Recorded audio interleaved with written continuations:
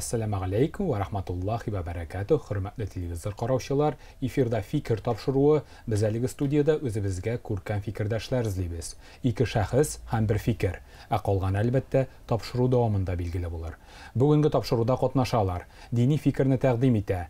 Markazimizning g'oyla mashit imom xatibi Rustam Hazrat Xayrullin. Assalomu alaykum va rahmatullohi va barakatuh Hazrat. Va alaykum assalom. Dunyoviy fikrni taqdim etadi tanilgan reper Shakur. Xayrli kun Shakur. Xayrli kunlar. Hurmatli fikrdoshlar, biz topshiruvimizni oddiygina so'rovdan boshlarga ko'nikkan. Kayflaringiz nechik, Hazratimiz? Allohga shukr, albatta. Har vaqt biz Robbimiz Allohga rahmatli. Shakur, siz ahlar nechik? Hazratdan ortiq so'z ayta olmayman, shular bitta kelishim, shunday u kayflarda. Siz hali menga tanishdingiz edingizmi? Yo'q. Bugun tanishdingiz, yaxshi, xayrli tanishliklar bo'lsin. Amin. Motorgina fikrlar uyushtirib, natijada topshiriqlar uyushtirga yozsin. Amin. Biz aqrınında topshiruvimizning birinchi ulushini tanishuv ulushini ko'chigaylik. Tanishuv ulushini boshlab jibaramiz. Hurmatli fikrdoshlar, tanishuv ulushi bulayroq boshqarila. Kishi o'zi turida o'zi tanishtirmay, aning umr bo'yi shug'ullangan ishchanligi turida yana shu o'tirgan fikrdoshi o'z fikrini bildirib ketarga tegish. Hurmatli Shakur, yana shada endi muhtaram imom hazratimiz o'tira, dinga munosabating bugungi kunda nindi? Elhamdülillah deb aytadilar. Men bek tashanam Alloh taolaga. Namozda bo'lmasam da bugungi kunda, lekin erta bilan uyangach, ishlarimni boshlagach, yuqlarga aytganda duomni bilgan duolarimni o'qib yotam, bolalarimga duolarimni o'qib yotam. Shuna ko'ra elhamdülillah. Shakur, replaringga da shu diniy ma'noni solasыңмы? Barmi shunday kompozitsiyalaring? Tulayım dinga bag'ishlangan kompozitsiyalarim yo'q, ammo lekin qisqacha g'ina esga olib ketam albatta bu tematikani. Subhanalloh, bek ko'rkam. Hurmatli hazratimiz, yana shada tanilgan reper Shakur o'tira. Rap ul shunday yo'nalish janr o'zginchalikli. Ул muzikada түгел, ул shi'rda түгел, ammo nindidir bir ko'ngil holati desang durust bo'lar. Umuman olganda rap janrina, zamoncha yoshlar janrida munosabatingiz nindi? Аңлый катлаулы соравдыр. Тик шулай. Гомумән, Аллаһның рәхмәте белән, әгәр дә берәр әйбер изгелеккә чакыра икән, ул вакытта ул хәерле. Хәерле, чөнки Расулыбыз саллаллаһу алейһи ва саллям хадис шәрифләрендә әйтә, сез ди хәерле гамәлгә чакырыгыз, индәгез ди, һәм шуларга сезгә әҗр савабы булыр ди. Әгәр дә сез гынахка чакырсагыз, сезгә гынахы булачак ди.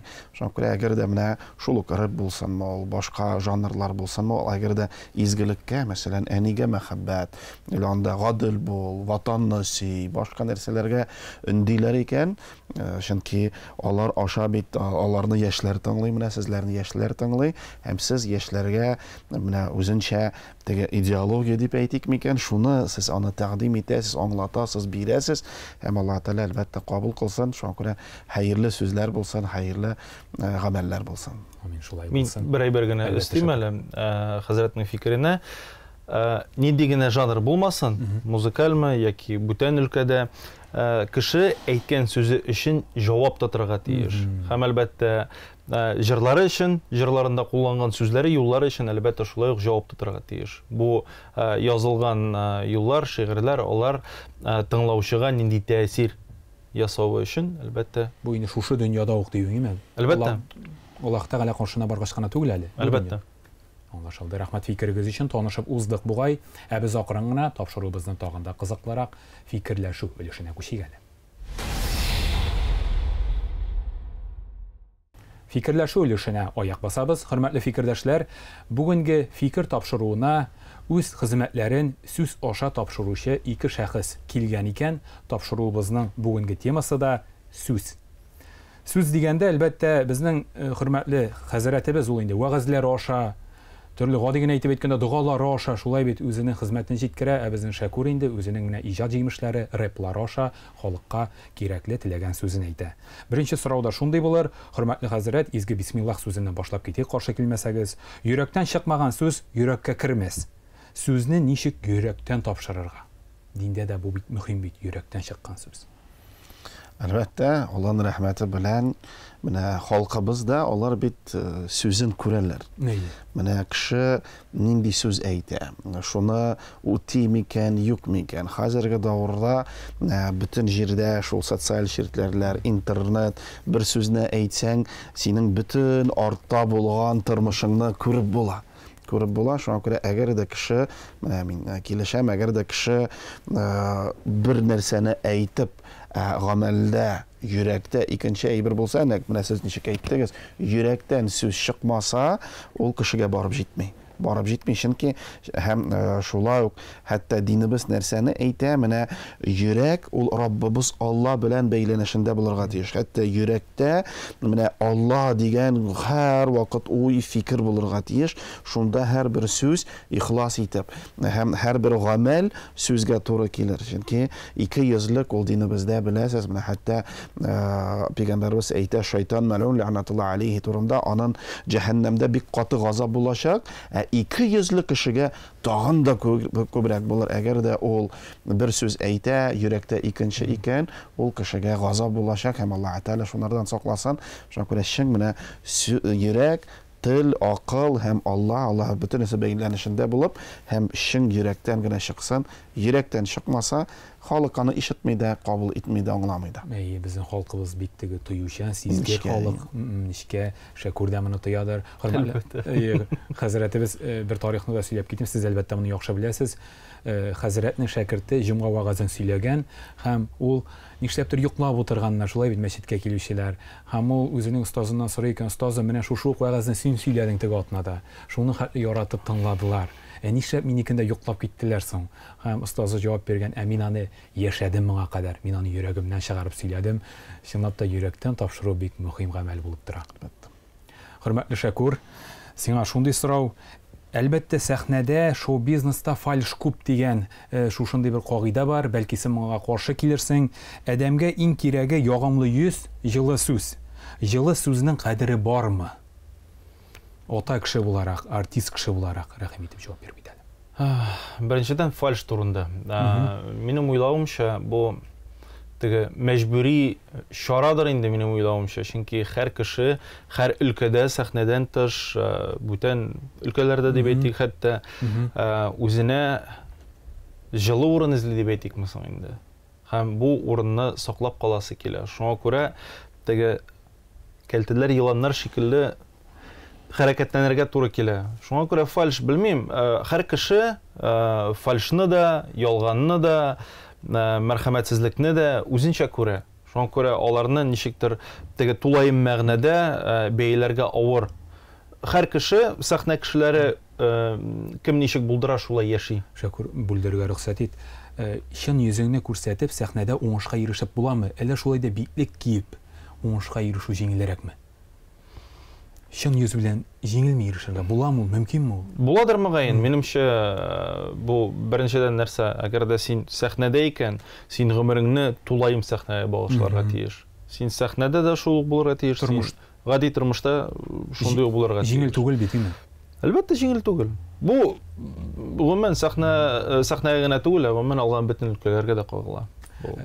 Җылы сүзнең кадере бармы дигәндә, беренче чиратта күз уңында тотылды синең ата кеше буларак, гаилә кешесе буларак, шулай бит балалардан, тормыш иптәшеннән килгән җылылык. Җылы сүзнең кадере бармы әле аның? Әлбәттә бар. Бармы? Бу аның кадере элек-электән борынгы заманнарда булган, һәм инде бездән соң да булачак. Җылы сүз, яхшылык, ул Аллаһ Тәгалә биргән яхшылык һәм начарлык. Начарлыкны биргән минемчә күбрәк, яхшылыкның кадерен белер өчен. Минемчә шулай. Һәм әлбәттә андый сүзләр, җылы сүзләр, җанны җылыта торган сүзләр, алар гел нәрсә дип әйтик, актуаль булачак. Актуаль булачак. Һәм ешрак яңгырасын диде чынлап та Хәзрәтебез. Кеше сүзе кешегә тансык, кешене тыңлау җиңелме? Гомумән, менә Аллаһның рәхмәте белән без тыңларга өйрәнергә тиешбездер. Менә шәхсән мин үземә дә аны һәр вакыт танкыйд итәм. Мәсәлән, менә гаилә мәчетенең имамы буларак киләләр, берәр гаиләдә берәр мөшкилат чыккан булса, һәм шуны сөйлиләр. Күп гаиләләр белән аралашкач, син аның халатын аңлыйсың. Ул моны хәзер әйтер дип, шунда җавап бирә башлыйсың. Шунда үзеңне туктатып, тыңлап бетер. Кеше менә бит ул хәтта бәлки җавабын да эзләми, бәлки менә ул күңелен бушатырга тели. Күңелен бушатып, тынычланып, ул үзе дә җавабын белә. Мәсәлән, хатын иренә менә мин синнән бер яхшылык та күрмәдем дип, һәм шунда гауга чыга да, хатыны килеп, шуны сөйли, хәзрәт, менә бит ул шундый, мондый, мин менә шуны әйттем, шуны сөйләп бетергәч, үзе дә хәтта җавап та кирәк ми хәзрәттән, үзе дә каралы, мин бит бу каты сүзне анарга әйттем бит дип, үзе дә җавап ала. Шуңа күрә ул кешене тыңлау, әлбәттә ул зур сәләт, һәм без яшьләр, хәзрәтләр, сәнәгать кешеләре без аны өйрәнергә, белергә тиешбез, чөнки кеше килгәч һәм безгә аны сөйли икән, бу бит аның иң зур әйбер, ул аны белән бүлешергә, ул аны бирергә, аңлатырга тырыша. Менә шунда әлбәттә без психолог буларак, ничектер, хәтта ул безнең вазифа булмаса да, без аны кабул итеп, нәсихәтләрен, матур сүзләрен әйтик. Рәхмәт, хәзрәт. Шәкүр, син кешеләрне тыңлый беләсеңме? Һәм кешеләрне тыңлау бүгенге көндә җиңелме? Әлбәттә, кешеләрне тыңларга кирәк. Иң беренчедән, чөнки кешене тыңлый белү, ул инде йогынты ясый, алга таба сине кеше тыңлый белер микән? Менә шул юнәлешкә. Инде кешеләрне бүгенге көндә бик күп тыңларга туры килә, чөнки замана тизлеге үзгәрә, тизлеге арта, һәм әлбәттә кешеләрнең проблемалары дип әйтик, сораулары, алар шулай ук арта. Һәм бик тиз арта алар. Шуңа күрә кеше психологларга йөри, ниндидер проблемаларын шишәр өчен бәлкем, бөтен кеше нишләргә белә үзенең ситуациясендә. Әмма ләкин бу очракларда кешеләргә янәшәдә кемдер кирәк, киңәш бирү өчен. Син барысында дөрес эшлисең, менә шулай эшләсәң дөрес була дип. Шуңа күрә кешеләрне тыңларга бик яратам, чөнки кешеләрне сөйләгән әйберләрдә үземнең чагылышымны да күрәм. Бу бүгенге көндә шулай. Буламы, Шәкүр, шундый очраклар, кешенең сөйләгәне сиңа кызык түгел. Тыңлыйсың килми инде менә. Бу очракта ничек? Мин дә кеше бит инде. Мин дә кеше, әлбәттә була. Әдәпле булыргамы? Әлбәттә тыңларга кирәк. Тыңлап бетерергә кирәк. Хәтта менә гаиләдә кичкенә балалар, алар бит инде сабый буларак тузга язмаган әйберләр сөйлиләр. Озак сәгатьләр буе сөйли алалар. Инде булды инде җаным, булды инде. Ярар, туктап чыгасың менә монда. Әйе, син бит әйтә алмыйсың, үз дәрәҗәңнән чыгып әйтә алмыйсың. Менә аңлатып, син тулыксыз сүз сөйлисең дип. Ул сабый аңа сөйләргә кирәк, аның өчен бу мөһим. Һәм әлбәттә, без дә янәшәбездә булган кешеләргә ярдәм сорап килгәннәр икән, аларны шулай ук тыңларга тиешбездер дип уйлап калам. Кешенең психологиясына чыгып, сизеп, кешегә бу никадәр кирәк, име мөһим, шуннан чыгып тыңларгамы, тыңламаскамы син хәл итәсең. Әлбәттә. Аңлашылды. Хөрмәтле хәзрәтебез, каты әйткән сүз каты борчак кебек кулактан кире сикерер ди халкыбыз. Каты сүз әйтү гадәтеннән кайтырга мөмкинме? Аллаһның рәхмәте белән, менә Расулыбыз саллаллаһу алейхи ва саллям вакытында шундый кеше бар иде, Умар ибн Хаттаб, әмма икенче халифа аннан соң булган. Һәм ул бик каты кеше иде, бик бай кеше иде, үз сүзле иде. Хәтта аның менә давырда ул кылыч тотып, мин барам пәйгамбәрне үтерәм дип өйдән чыккан иде. Һәм юлда бер кешене күргәч, син пәйгамбәргә барма әле, анда синең сеңлең бар, аның халатын хәл итеп бетер дип, шунда ул борылып, хәтта кияү белән әйтелешкәндә сеңлесенә бергән. Аннары җылаган, аннары ниткән, һәм менә Аллаһ Тәала йөрәген кабул, һәм Аллаһ Субханаһу ва Тәала йөрәген ачып иманын биргән. Һәм шундан соң иң йомшак кешеләрдән булган, Расулыбыз саллаллаһу алейһи ва саллямга иң ярдәмчән кешеләрдән булган. Шуңа күрә әлбәттә, әгәр дә кешенең йөрәге каты икән, аның теле дә каты булыр. Менә аны кемнең йөрәктә нәрсә, аның телендә дә шул дип әниләребез, әбиләребез әйтә иделәр. Менә шушы йөрәккә күбрәк әдәп, әхлак, тәрбия һәм рухи тәрбия кирәк. Менә сез бит әйттегез, менә без муллалар, без бит рух белән, җан белән, йөрәк белән эшләүчеләр. Менә шунда берәр хәзрәтне үзенә тапсын. Шул кеше сизә икән, минем йөрәгем каты, телем дә каты, хатыным җылый. Ул хатын арасында да шундый әйбер бар. Ул да иренә гел каты сүзләр әйтергә мөмкин. Менә шундый рухи тәрбия бирүчене табып, аны белән үз йөрәген, менә шушы йөрәк ширләрен әзрәк даваласын. Һәм Аллаһ субханаһу ва тааля иншалла йөрәккә йомшаклык бирер, теленә йомшаклык бирер һәм аның сүзләре дә бөтенесе әдәпле, тәртипле булачак дип өметләнәбез. Әгәр дә ки, чөнки бөтенебез кеше бит, мәсәлән, хәтта мин дә Рөстәм хәзрәт бәлки кемнеңдер катырак әйтеп, әмма үпкәләткән булсам, менә сезнең аша алар мине гафу итсеннәр һәм чынлыкта без менә Расулыбыз саллаллаһу алейһи ва саллям Исра ва Ми'раҗ вакытында кашан җәннәтне күргән, кашан җәһәннәмне күргән, кайткач шуны мәчеттә вагаз итеп сөйли һәм шунда әйткән җәһәннәмдә ди күп ирләргә караганда күбрәк хатын-кызлар. Шуны әйткәч хатын-кызлар җыладылар. Ни сәбәптән я Расулилла һәм Расулыбыз телләренә күрсәткән. Телләренә күрсәткән. Шуңа күрә менә телебез безне җәннәткә дә кертә ала, җәһәннәмгә дә кертә ала. Телебез йомшак булсын, сүзләребез матур булсын һәм иншаалла Раббыбыз субханаһу ва тааля телләребезгә таты сүзләр күбрәк әйтергә насыйп итсен. Хәзрәт, шундый бер тәгълимат та бар, кеше дингә килгәч, йомшарыбрак, итәгатьлерәк булып китә. Үзегезнең шәхси практикагыздан чыгып әйтегез әле. Булдымы сезнең практикагызда каты әйткән чорлар һәм ничек туктадыгыз каты әйтүдән? Безнең тамашачыларыбызга да киңәш итеп, нәрсә эшләргә каты әйтә торган кешегә? Аны хәтта Расулыбыз саллаллаһу алейһи ва саллям 1000 ярым ел элек үзе дә әйткән. Әгәр дә ашуланасыз, баскан килеш икән, утырыгыз. Утыргач та ярдәм итми икән, телебез сикерә икән, ул вакытта ятты. Ул да ярдәм итмәсә, тәһарәт алды, су белән тәһарәт алгач, шайтан ди ул уттан яратылган тәһарәт шушы утны сүндерә ди.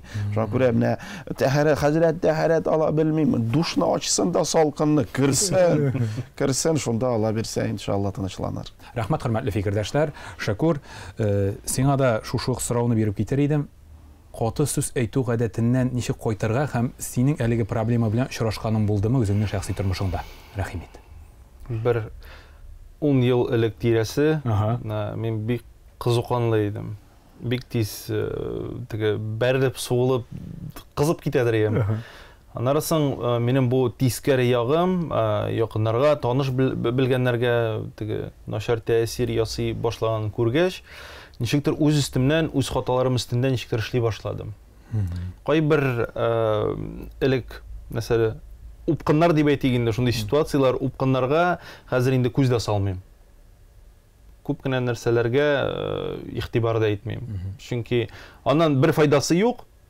Аннан күп сөйли башлыйсың. Кирәкмәгән хәрәкәтләр ясый башлыйсың, кызып киткәч. Хәзер инде мин күбрәк тыңларга яратам. Менә бит, шул турыда булды. Булды әлбәттә андый ук мизгелләр, хәзрәтебез әйткәнчә, шулай ук әгәр дә ки кемгәдер катырак бәрелеп, сугылып, ниндидер эс калдырганмын икән тискәре, әлбәттә шулай ук чын күңелемнән гафу үтенәсем килә, чөнки гафу үтенергә кирәк. Иртәме, соң булсамы, барыбер бу бик кирәкле нәрсә. Менә шушы каты сүзлегеннән кайту өчен Шәкүр нинди чыганакларга, нинди ысулларга таяндың?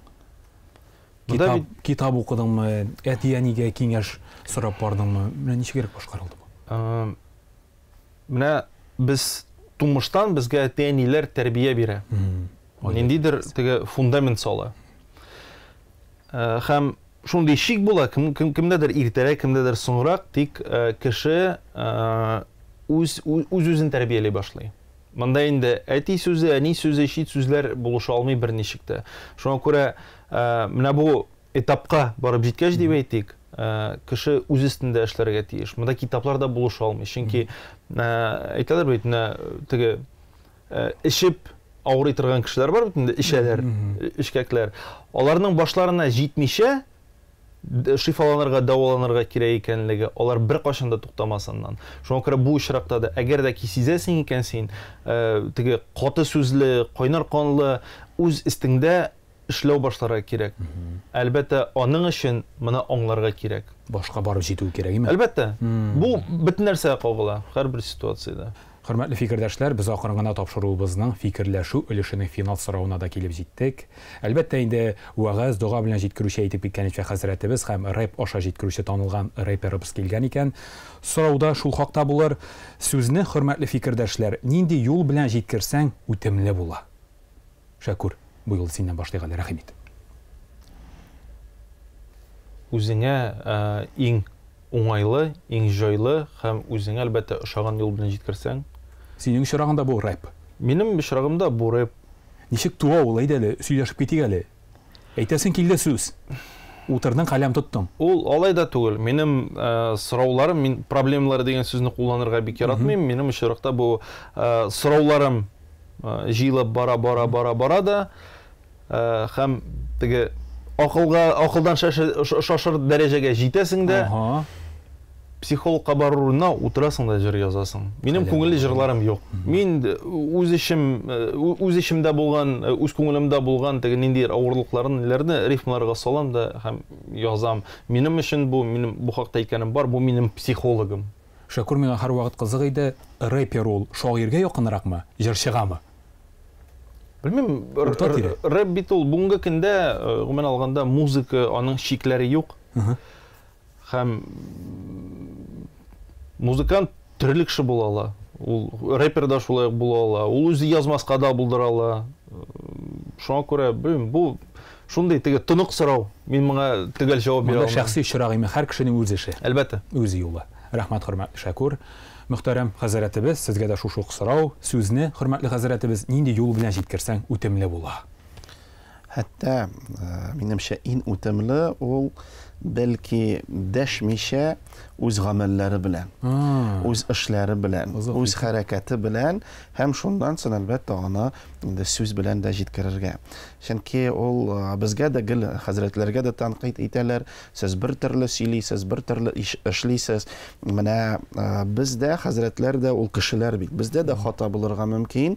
Шуңа күрә менә гомумән һәр кеше үз гамәле белән тәрбия итәргә тиеш. Һәм Раббыбыз Субханаһу ва Тәала шулай ук бу дөньяның кануны итеп яраткан. Менә без гел нәрсәдер сөйлибез һәм Аллаһ Тәала бу әйбер белән безне сыный.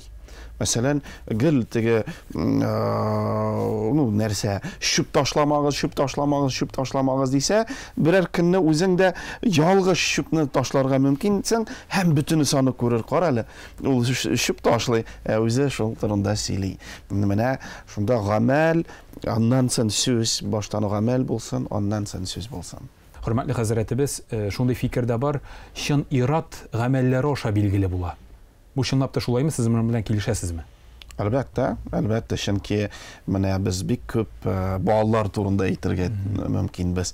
Әгәр дә көн-төн эшләп тә балаларыбызга вакыт юк икән, ни хакыбыз бар аның турында әйтергә. Менә ират, ул дәшмәскә мөмкин. Ул хәтта ул да безнең хатабыз. Мәсәлән, Раббыбыз Субханаһу ва Тәала бит хатын-кызны шулай яраткан, алар колак белән яраталар. Без гел эшләгәч, менә бит ипи китердем, менә бит шуны эшләдем, моны эшләдем дип, бу минем мәхәббәтне күрсәтә бит. Хатын матур сүз ишетмәгәч, бу мине яратмый икән ди. Шуңа күрә менә монда баланс булырга тиеш. Сүзе дә булсын, гамәле дә булсын. Рәхмәт, хөрмәтле фикердәшләр. Менә шундый ике төрле шәхес һәм ике төрле фикер яңгырады бүгенге фикерләшү өлешендә. Без акрын гына тапшыруыбызны тагын да кызыклырак нәтиҗә өлешенә күчик әле. Нәтиҗә өлешен башлап җибәрәбез. Хөрмәтле фикердәшләр, нәтиҗә өлеше менә булай башкарыла. Хөрмәтле фикердәш, янәшә утырган иптәшенә сорау бирергә тиеш. Бу сорау аның гомер буе башкарган эшчәнлеге белән бәйле булырга тиеш. Ягъни Шәкүр, сиңа инде күңелеңне борчый бергән моңа кадәр бүгенге көнгә кадәр бер дини сорауны безнең мөхтәрәм хәзрәтебезгә яудырырга тиеш буласың. Хәзрәт, сез рэпер эшчәнлегенә бәйле бер сорауны хөрмәтле Шәкүргә тәкъдим итәргә тиеш буласыз. Шәкүр, мөмкин булса, синнән башлыйк. Нинди дини сорау синең күңелеңне борчый бери? Рәхимит хәзрәтебез яныңда. Бу инде хәзрәт эшенә күбрәк кагыла сораудыр инде, мөгаен. Хәзрәтләрне еш тәнкыйтьлиләрме? Тәнкыйть сүзе еш ишетәсезме? Гомумән бик яхшы сорау. Ул бит менә хәзрәтме, ул рэперме, ул башка анда депутатмы, ул менә кемнәр күренә, әлбәттә аның яхшы яклары да күренә, начар яклары да күренә. Шуңа күрә кем күбрәк хәзрәтләр вага сөйли, күбрәк нитә, күбрәк күренә икән, әлбәттә ул күбрәк танкитны да ишетә, һәм бу танкитны Расулыбыз өйрәтә, дөрес итеп без кабул итәргә тиешбез. Хәтта менә Умар ибн Хаттабны искә алган идек, аның сүзе бар, хата гынах ди, ул менә сине хәзер менә тышни торган әйбер шикелле, һәм сиңа шуны әйткән кеше аны ярдәм итә төшерергә бу гынахы синнән китсен дип.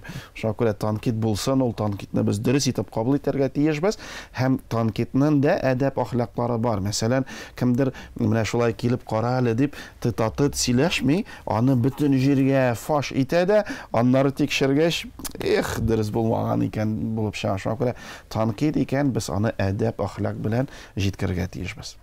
Рәхмәт хәзрәт. Рәхмәт җавабыгыз өчен. Җаваптан канәгатьме Шакур? Әлбәттә. Монда канәгать булмыйча мөмкин түгел, әлбәттә. Рәхмәт. Хәзрәтебез танылган рэпер Шакурга нинди соравыгыз бар? Менә хөрмәтле Шакур, сез беләсез, бездә бит көйгә, музыкага дин бик специфик итеп карый.